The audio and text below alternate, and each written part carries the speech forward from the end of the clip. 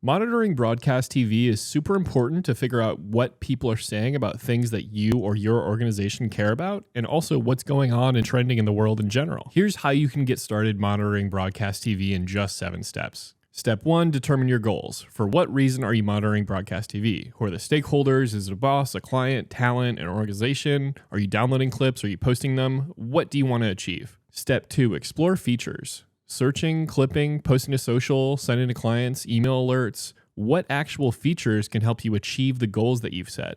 Step 3, book demos. Try the features. If there's not a self-service demo on the website, talk to a sales rep and get them to walk you through it. Step 4, proof of concept. After a demo, many organizations will let you actually try the product for the goals you're trying to use it for. So get that set up and start using it for the actual work. Step 5, set alerts for keywords and names. If the president of your organization is mentioned, get an email right away. Start letting the tool do the work for you to let you know when keywords you care about are mentioned in broadcast TV. Step 6, clip in real time, or as we say, live clip. High-stakes press conferences or newly aired interviews or segments can often have crucial information for your stakeholders and your audiences. Get those out right away with clipping tools. Step number 7, monitor in live multi-view. Monitor multiple channels at the same time, so if you see an appearance or a word mentioned of somebody you care about, you can go to that channel right away and get the clip. No matter what industry you're in, monitoring broadcast TV for your organization can be super useful, and we hope you found this tutorial helpful.